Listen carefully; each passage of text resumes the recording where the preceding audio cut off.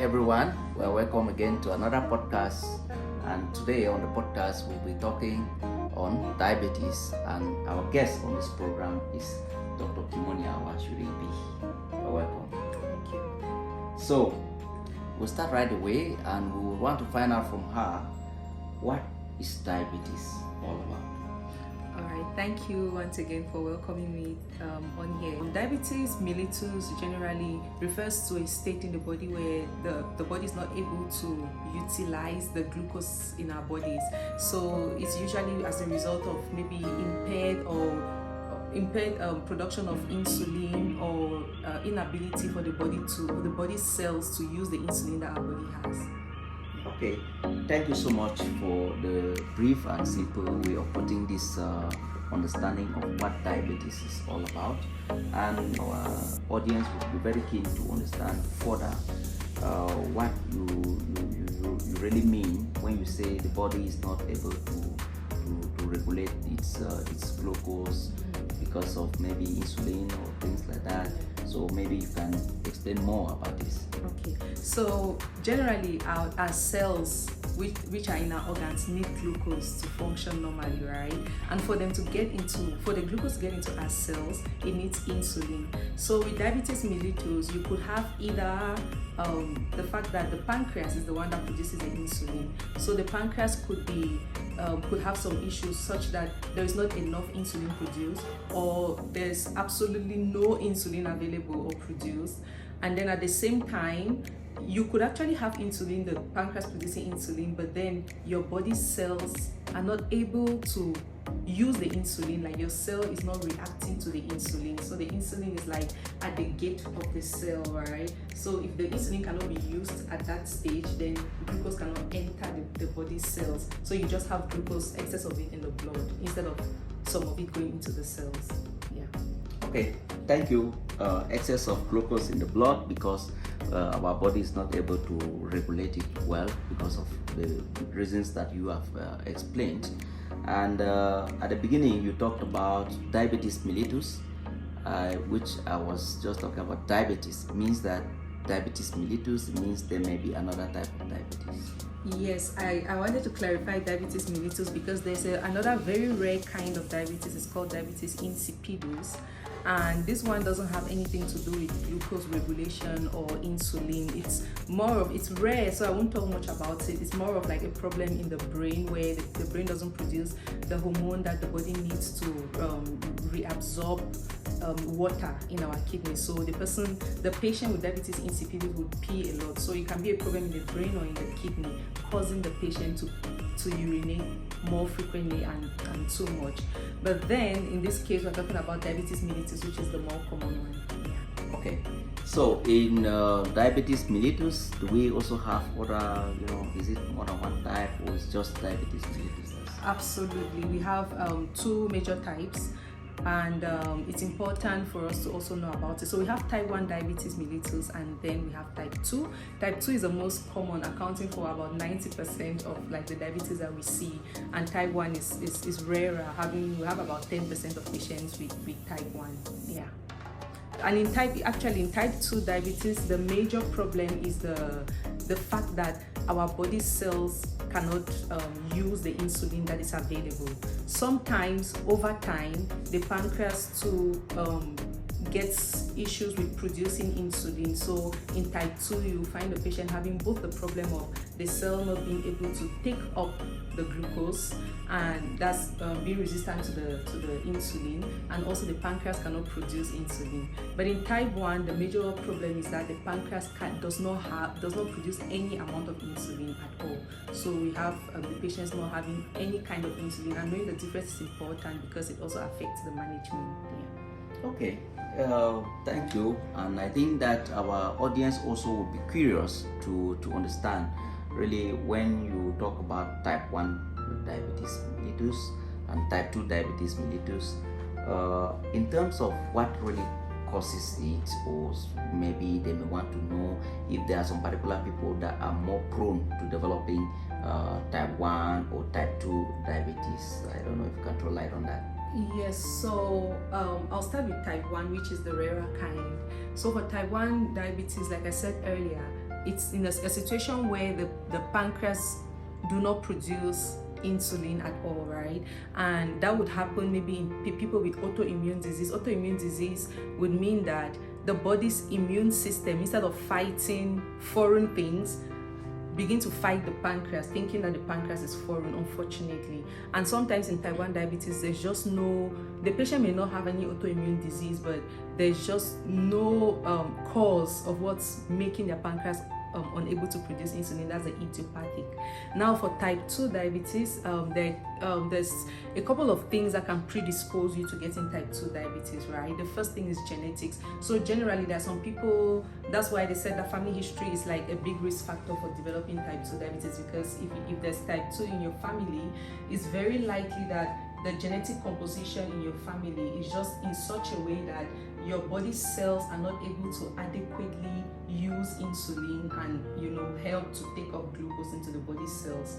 And then also in some families, your genes can just be in the way that the pancreas is not able to produce the right amount of insulin that the body needs. And there are other things that can predispose you, like if you get an infection in your pancreas, you start destroying the pancreas. Over time, it's not going to function as well as it should, and one of the functions is producing insulin. So if you also have like a tumor in your pancreas, you can start getting those kinds of issues. Yeah, those are some of the causes of diabetes. Okay. Or risk factors. Yeah, thank you so much for that. And I think really this is a very important point that many of our audience would want to keep it, because it is necessary in terms of how they would prevent getting this kind of diabetes, like building on too much weight, which is also a risk factor to that, and so on and so forth. Yeah. I think maybe you might want to talk about it later, but this is really very important in terms of prevention. Yeah, you're absolutely right. I mean, there are a couple of risk factors, including the fact that there are some drugs that people take that can predispose them to developing diabetes in the long run. So having all that information is quite important. Okay, we shall talk about it later, maybe about the prevention. But then, really, people want to understand what is really how can you measure this as a problem? Okay. How problematic is diabetes mellitus? Yeah, that's right. Diabetes mellitus is actually a big problem. It's about 500 million people in the world. That's about 500 million of people in the world are living with diabetes. And the sad part is that about a third of them do not even know that they have diabetes. And that's because diabetes does not always present with signs and symptoms like many other chronic diseases, where the signs and symptoms would show themselves only when complications start setting in. And also diabetes is very costly to manage, and it's even more costly when the complications set in. So that's why it's a problem.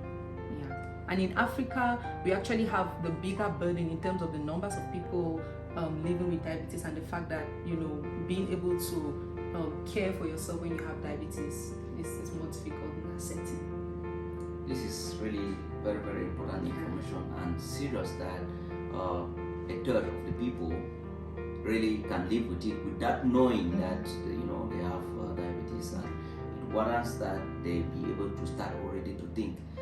Maybe am I at risk of having diabetes and things like that.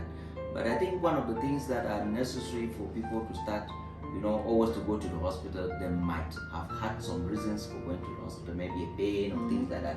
So like in diabetes, what are the things that can start to cause somebody from the home to start to think that, hey, maybe I may have a problem, if not a regular check? But what can be the kind of manifestations that can make somebody start to be worried if it can be diabetes? Yes, so for manifestations, we'll talk about it, but then unfortunately in diabetes, you may not see any signs or symptoms until when it's in the severe stage, or when complications start setting in. That's why, again, it's important to do your routine checks, because diabetes is one of those diseases that you would diagnose if you go for a routine check, right? When you go for a routine check, they could check your blood sugar and then, begin to see that your blood sugar is rising, but you don't have signs and symptoms.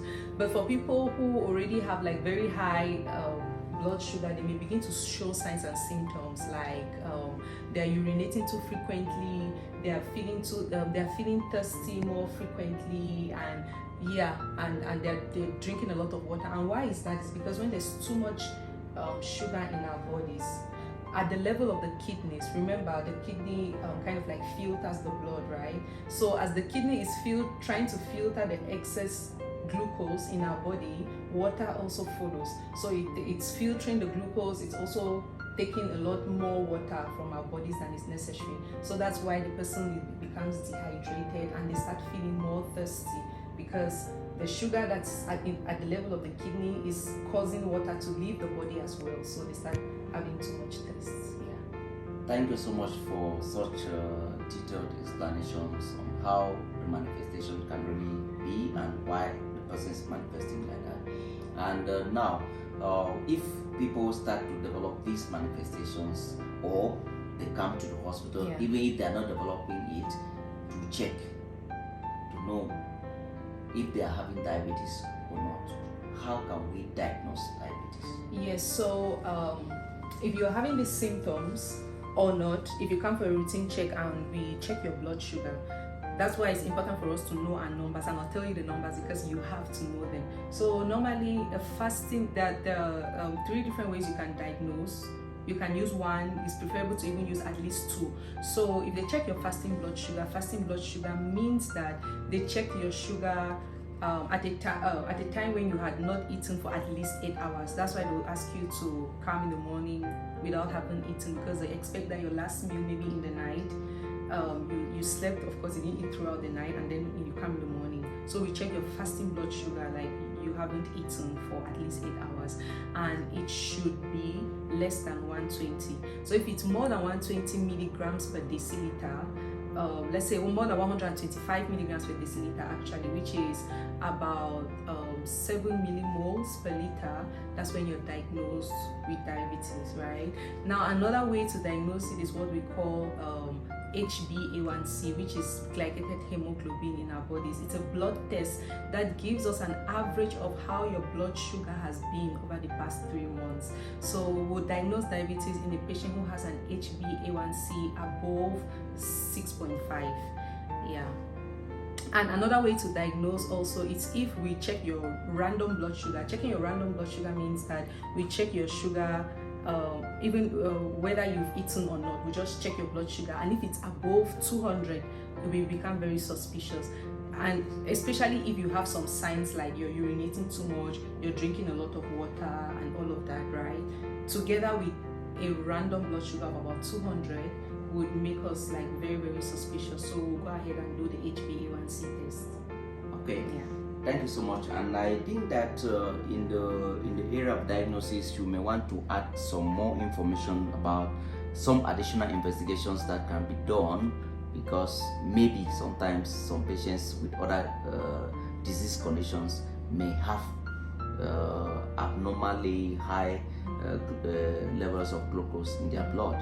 So maybe what are other investigations that can be done, and how necessary are they? Yeah, that question is very important, because most people with diabetes get complications, right? There are many complications you can get, and it's very important that if we are treating the high blood sugar, we should also be treating these other complications that are setting in. We can prevent them, or we can treat to prevent their progression. So when you come, we'll do several tests. We'll check your urine, we'll check your kidney function, your liver function. We would like to check your heart, and yeah, those are the basic tests that we would like to do. We would like to check your electrolytes as well.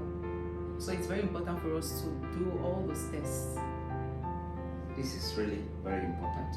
And I think that many people already are curious to know if somebody already has diabetes. What next? Is it to the mortuary, or there is an option of management? Definitely not the mortuary. We are not talking about mortuary here, because we are hoping that we'll get the diabetes when it's at the stage where we can manage it and prevent the complications. complications. So the management is quite broad, and it's I would like to classify it into the fact that we first of all look at lifestyle modification. So we need to modify lifestyle, and then there's medication that can be taken. There's oral medication, there's injections that you can take, and then last but not least, there's evaluation, continuous evaluation. That's why sometimes managing diabetes can be difficult, because there is this we need to continuously monitor the patients. You can't just come to the hospital once a year if you have diabetes, right? There are many reasons why we need to, continuously evaluate you.